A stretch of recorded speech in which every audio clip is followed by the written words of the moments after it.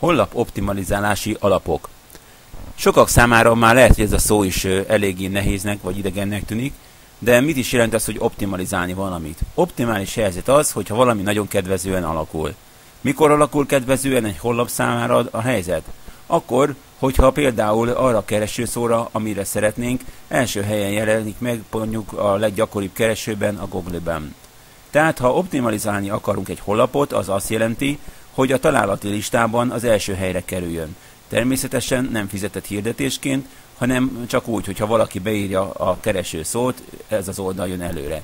Tehát például, ha valaki magas vérnyomással kapcsolatban forgalmaz termékeket, akkor neki az az optimális, hogyha a magas vérnyomás szóra például első helyen dobja ki, vagy legalábbis az első oldalon dobja ki a Google, mint a találati listában. Vagy ha valaki egészséges kávéval foglalkozik, akkor az egészséges kávé kereső szóra jön ki elsőre, de ugyanígy vonatkozik ez a autógumira, a kiadó lakásra, vagy az eladó színes tévére is, vagy minden más szóra. Tehát, ha optimalizálni akarjuk a honlapunkat, az azt jelenti, hogy különböző dolgokat kell tennünk azért, hogy első helyre kerüljünk a Google keresőbe, és így az emberek minket találjanak meg, és mi velünk foglalkozzanak. Tehát akkor nézzük rögtön egy példán az egészséges kávé oldalt, tehát beütjük az egészséges kávé keresőszót, 808 000 találatból kellene első helyre kerülni. Itt látjátok, hogy első helyen az én honlapom van, és fölötte meg jobbra vannak a fizetett hirdetések. Mi fontos egy honlapban? Van a főcím, maga a domain név, és van a titl felirat, amit majd látjuk, hogy hol szerkeztünk, és minden háromban látjuk azt, hogy ott szerepel az egészséges, vagy az egészséges kávé szó. Tehát itt fönn van az úgynevezett titl, amiben látjuk, hogy megjelenik, hogy egészséges szó szerepel benne, maga a domainban is szerepel, hogy egészséges kávé, illetve a honlapon is sok helyen szerepel az a kulcsszó, hogy egészséges kávé. Ugyanez vonatkozik más kulcsszavakra is, más honlapoknál. Tehát összhangba kell lenni legalább 3 vagy 4 dolognak a honlapon abban, hogy a Google úgy érzékelje, hogy ez az oldal valóban az egészséges kávéról szól. Tehát, hogyha nyílnak, ráhelyezzük az oldalra, és jobb gombot rákattintunk, ott van egy olyan, hogy az oldal forrásának megtekintése. Itt meglátjuk a honlapnak a lelkét, ezt nevezik HTML kódnak. Különböző honlapoknál más szerkesztőkkel készült honlapoknál másképp szerepel, de általában találunk mindenhol egy keywordsot, a kulcsszavaknak az elhelyezését, ez magán a Google-ban nem látszik, tehát ezt itt tudjuk megnézni másnak, akár a konkurenciának a honlapját, látjuk a description-t, ami a Google-ban jelenik meg, mint leírás, és ott volt a title is, amiben szintén szerepel ez a szó. Tehát így néz ki maga a honlap, amelyet a HTML kódok adnak ki.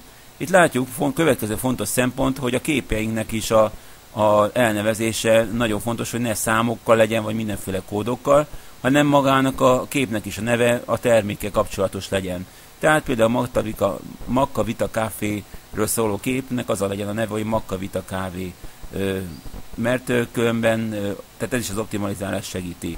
Nézzünk egy oldalt, amiben nagyon sok mindent segítséget kaphatunk.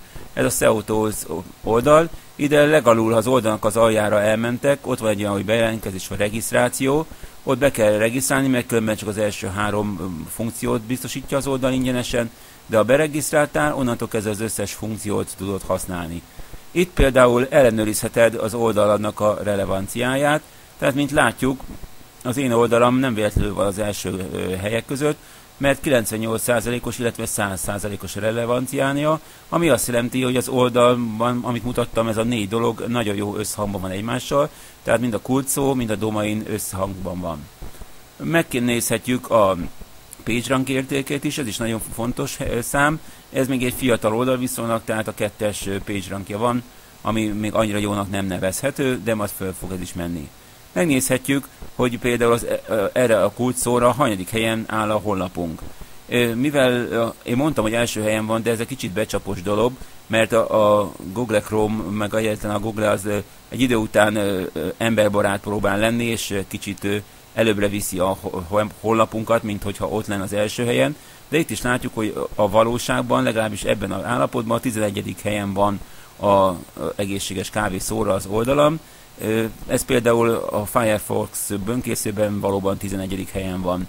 Tehát ezt egy kicsit vannak csalások a különböző böngészőkbe, de általában azért közelít a meghatározás ahhoz, hogy valóban hol van.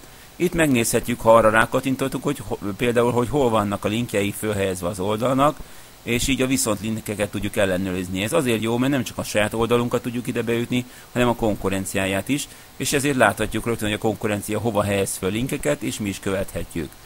Itt láthatunk még azt indexelt oldalakat, viszont linkeket, hogy hova vannak elhelyezve, illetve tört linkeket is megkereshetünk. A tört linkek azt mutatják ki, hogy ha vannak ilyen aloldalak, a honlaphoz hozzá kapcsolt mellékoldalak, azoknál is minden rendben van-e. Ezek is nagyon fontos szempontok a Google-kereső szempontjából. Tehát például beírtunk egy újabb szót, hogy MLM például, akkor meglátjuk, hogy megint kidob fizetett hirdetéseket, és kidob rendes oldalakat.